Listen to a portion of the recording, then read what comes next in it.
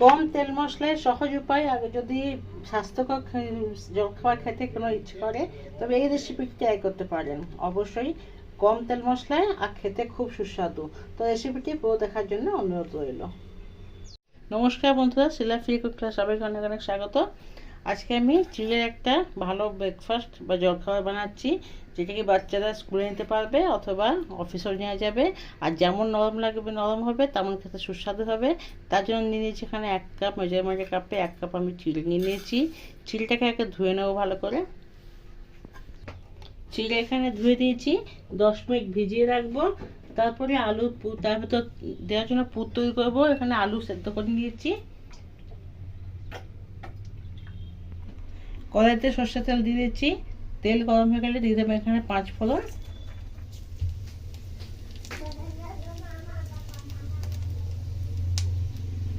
তেলের থেকে সুন্দর গন্ধ বেরোলে এখানে আমি আদাকে গ্রেট করে নিয়েছিলাম, আদা কাঁচা লঙ্কা কুচি দিয়ে দিলাম। একটু ভেজে নেব। তারপরে দিয়ে দেবো এখানে বাদাম নিয়ে নিয়েছি, 8-10টা বাদাম দিয়ে দিলাম। ভেজে নেবো এটা।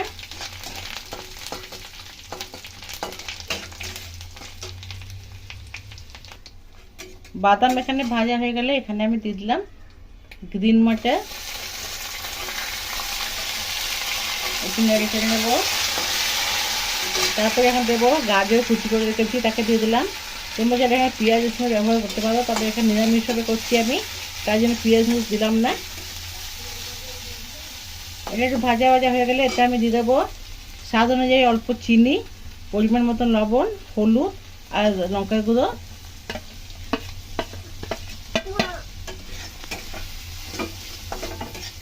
ভালো করে নেড়ে নেব।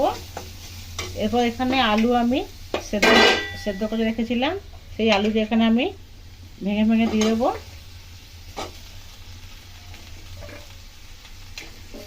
ভালো করে এটা নেড়ে কষিয়ে নেব।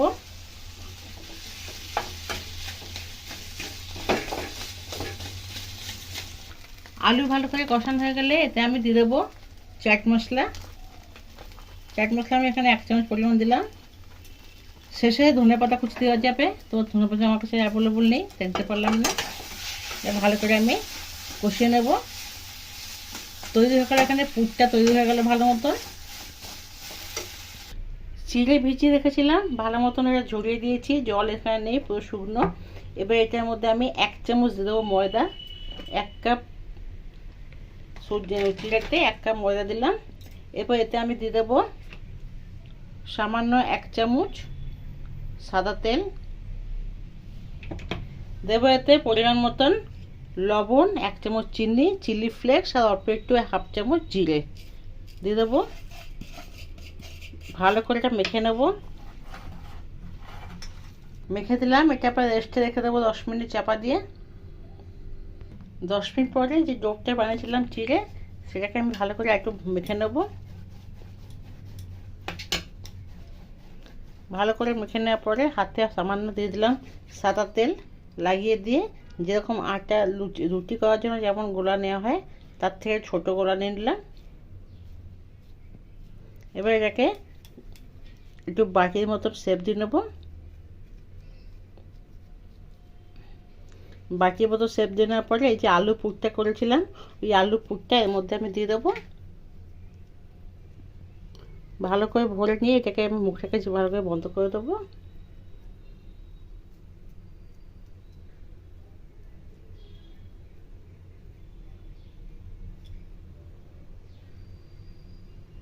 যেন বেরিয়ে না যায়, মুখটা বন্ধ করে নিয়ে আবার একটা গোল করে নেব। এরপর হালকা হাতে একটু চেপে একটা এরকম গোল শেপ দিয়ে নেব। এইভাবে সবকটা করে নেব। আবার একটা গোলা নেব।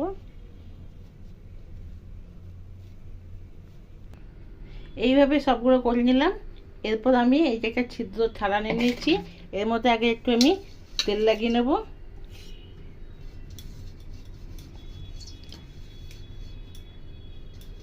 সামান্য তেল লাগিয়ে নেওয়ার পরে এর মধ্যে আমি এই যে এগুলো গড়ে রেখেছিলাম দিয়ে দেবো।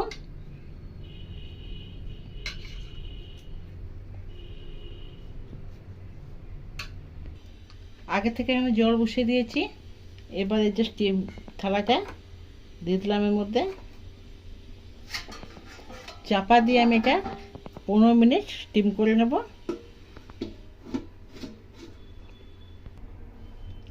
15 মিনিট পর ঢাকনা খুলে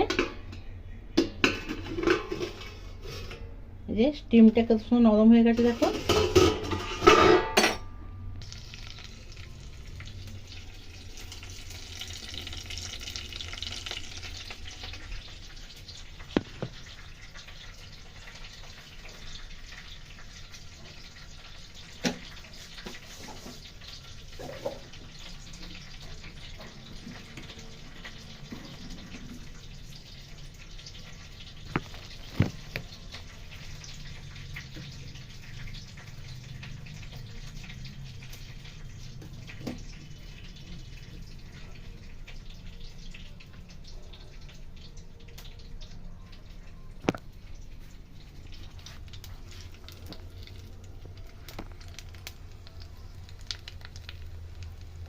আর দিলাম এখানে কাঁচা লঙ্কা, ভালো করে নেড়ে নেবো। ফোড়নটি সুন্দর একটা গন্ধ বেরোলে দিয়ে দেবো অল্প একটু কাশ্মীর লঙ্কার গুঁড়ো, এতে কালারটা ভালো আসবে।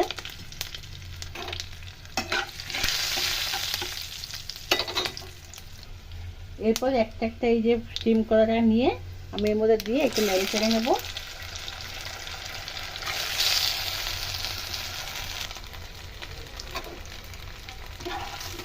কতটা লোভনীয় হয়ে দেখতে পাচ্ছ বন্ধুরা, আর তেল নরমও হয়েছে, কম তেলে হয়েছে, খুব স্বাস্থ্যকর। এটা রেসিপিটা ঘরে অবশ্যই আগে বানাতে পারো, আর কমেন্ট করে জানাবে রেসিপিটা কেমন লাগলো। ভালো লাগলে একটা লাইক করে দিও, আর আমার রেসিপি যদি ভালো লাগে তাহলে একটা সাবস্ক্রাইব করে দিও। ভালো থাকবে, সুস্থ থাকবে, কাকে আবার সঙ্গে দেখা যাবে। ধন্যবাদ।